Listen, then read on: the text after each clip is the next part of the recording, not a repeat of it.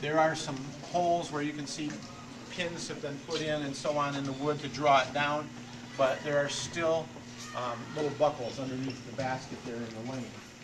That's one of the things that we are concerned about. All right, we'll move down this way. Some of this after market stuff. If you want to step in here, this is the cafeteria, and we've converted that. Our kitchen is this room right in here, about no more than 10 feet wide, and it comes to about this wall. That's the extent of the kitchen.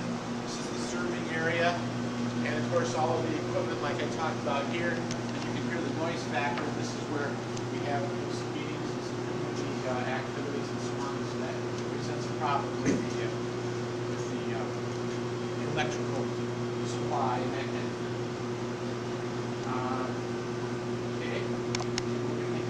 Corridor next to us, the kitchen and so on, they were all carved out of the old book ag and industrial arts shops and wood shop and so on.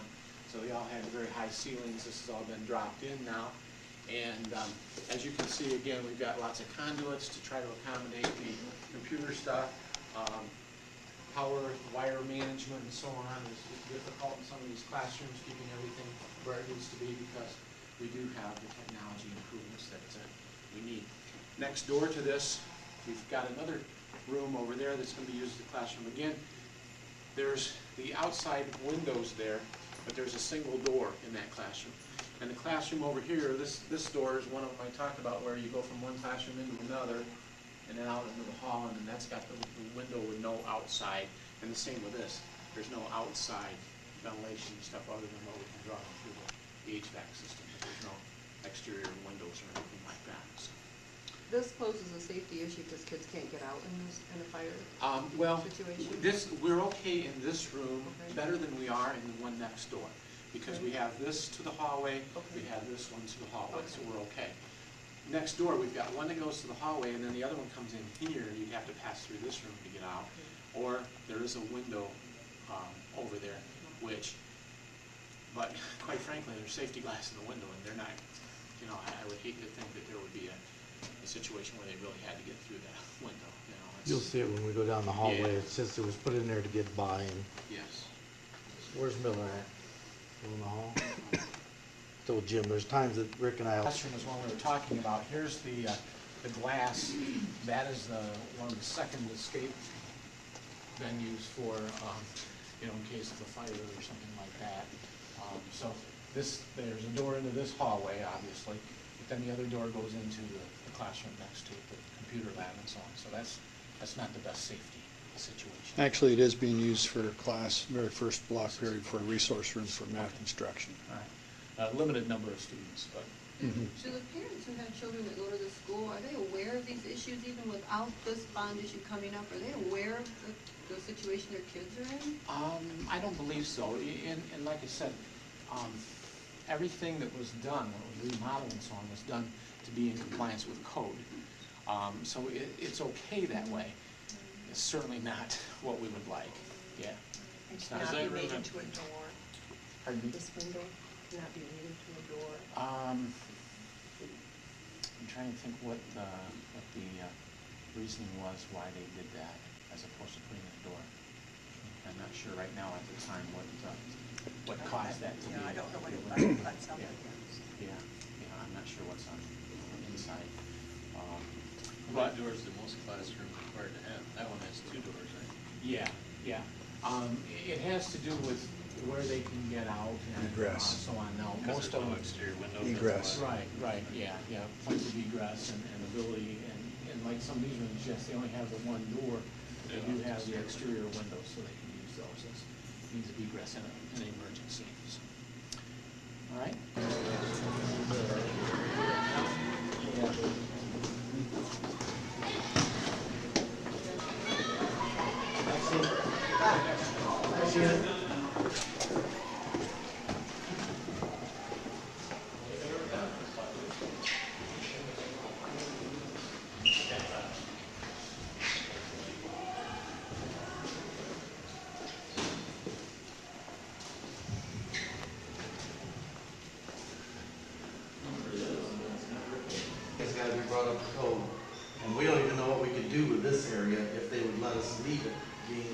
lower level and gases and things, you know, but When you say everything, you mean everything in here, not the whole school, when you start on if you Friday. touch, if we was to just fix a room, you don't have to, you can get away, you can skirt some of the code. If you go to remodeling the whole building where you're gonna run wire like it should be, electrical, piping, plumbing, windows, all them wood doors you see gotta go. You can't, you're not allowed to have wood doors nowadays. So again, once you touch so much of it, everything's gotta be brought up to code. Did I answer your question or no? There is a percentage level. There's a percentage level. I don't know what that is off the top of my head, but King's got students can tell us. King, our architects and those folks can tell us what that number is, but it's not very much. When you start into the remodeling process, it just about automatically puts you right into, you have to bring everything up to code. The things we've done to this point are just repairs and so on and so forth. That's legal. And that's how you can skirt some of the issues. But if we went into a full remodel deal, which has been the other discussion that was voted out, a lot of people have discussed why we don't remodel it. You don't tear down 50-year-old buildings. You've heard that discussion. Well, that's part of the reason. We end up at $16.5 million worth of remodeling to do them all. And again, the committee we had in place said, wow, if we're gonna spend that kind of money, let's do it right, get it at the right location. Even when you get all done, with all the remodel here, you still not addressed any of the safety issues as far as the classroom, as far as the offices and stuff being centrally located instead of being where the entryways are at, and so on and so forth. And you've not resolved the issue of parking, you've not resolved the issues of playgrounds, you've not resolved those issues, even if you did do a $16.3 million overhaul to the district. What's going to happen to this building? We will sell it. So, Part of the millage deal is that we have to factor in money to take it to a landfill. We have to. not sell the land, sell the building, or whatever. Our intent as a board would be to sell it. If nobody buys it, it's our responsibility, we have to dispose of it. So there's money factored in there for that. So again, there's $650,000, Jim, roughly, For the three for the three buildings, if we could not sell them. Then it's our responsibility to take it to a landfill. Basically. That'd be the question, if you could sell it or not. You know, you think that, but there's people that have discussed it, you know. I mean, we're talking maybe as low as $1. Save the demolition cost. Save the demolition cost. No. I don't think I'm speaking off the Jim. That's liability. They have an auction, and somebody, like I said before, some entrepreneurial spirit might want to get a gym and so on and so forth, banquet hall type deal. There's people with thoughts on that. I don't know that it'll ever come to fruition. There are people that have discussed that.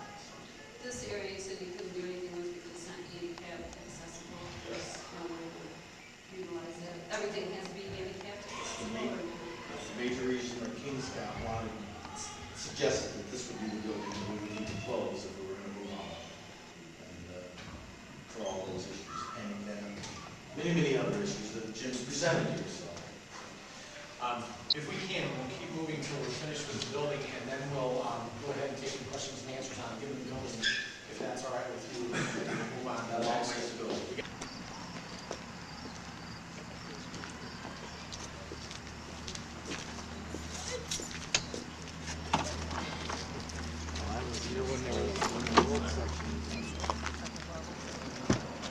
The playground area. We have a bus drive here. In the morning, the buses come in and drop the children off, and then they go to the north side to play and so on. And, we're making the best use of the space that we have. There's not much conducive to much of a playground. The good news is that right now that this is 5th and 6th graders, so it's not as critical that they have all the play toys and things. They pretty well find ways to entertain themselves with sports and things out here. So we'll go ahead and go on around the building that way. We just had, here's some more of the soffit issues here, you know, the paint and things. We replaced the eaves trough on the west side of the gym just this summer, and there's more eaves trough here that's going to need to be replaced in a short time.